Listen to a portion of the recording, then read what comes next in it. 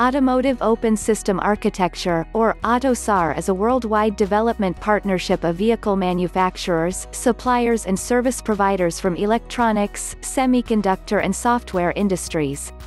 The collaboration between various partners enables the reuse and exchangeability of software modules between original equipment manufacturers and suppliers.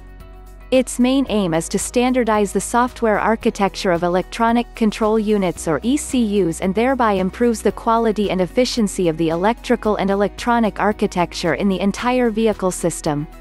The main goal behind this standardization is to create softwares that are widely independent of hardware.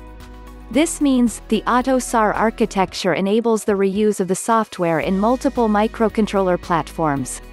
Second idea behind this Autosar architecture is the parallel development of the softwares by decoupling the software functionalities.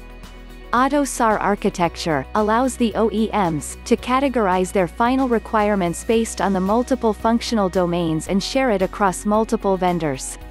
Then these vendors can independently develop the software for the assigned functionality without even worrying about what other vendors are doing. Ultimately, this parallel development process reduces the entire product development time and the time to market. Third goal of Autosar architecture is to reduce the cost and improve the quality of software by reusing the different software modules from already existing softwares. Autosar provides a set of specifications that describes the structure of basic software modules and also defines the application interfaces between these basic software modules.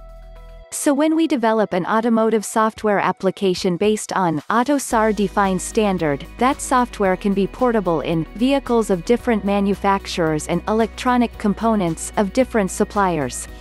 This ultimately reduces the expenditure for research and development.